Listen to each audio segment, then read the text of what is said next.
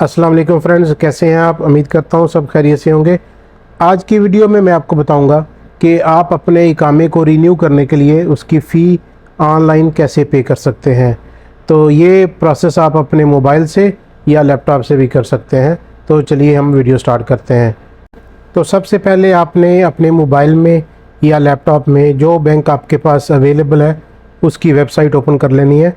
मेरे पास bank Al Jazeera है तो मैं इसे लॉगिन करूँगा। तो सबसे पहले bank Al Jazira online website open करेंगे, यहाँ लॉगिन करेंगे।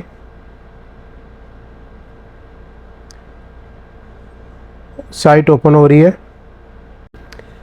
बैंक जज़ीरा का होम पेज ओपन हो गया है। यहाँ सबसे पहले यूज़र नेम लिखेंगे और नीचे पासवर्ड देंगे और इसे लॉगिन करेंगे।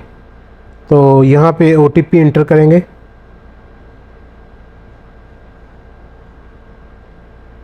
OTP इंटर हो गया है और ये देखें बैंक का होम पेज ओपन हो गया है।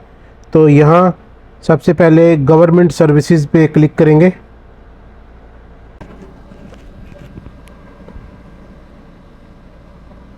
उसके बाद गवर्नमेंट पेमेंट पे क्लिक करेंगे और यहाँ प्रोवाइडेड एंड सर्विसेज में नीचे स्क्रॉल डाउन करेंगे, रेजिडेंट सर्विसेज पे क्लिक करेंगे। उसके बाद सर्विस पे नीचे स्क्रॉल डाउन करेंगे,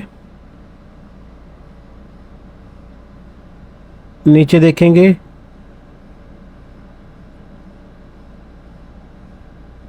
रीन्यू इकामा, इस पे क्लिक करेंगे। उसके बाद जिसका इकामा रिन्यू करना है उसका आईडी लिखेंगे और कितने महीने के लिए, 3 मंथ, 6 मंथ, 9 मंथ या 1 ईयर, जितनी देर के लिए भी आप रिन्यू करना चाह रहे हैं वो सिलेक्ट करेंगे और इंक्वायरी करेंगे। तो मैंने 1 ईयर का सिलेक्ट किया है तो इसकी फ़ी आ गई है 650 रियाल। तो ये इकामा रिन्यू की फ़ीस है।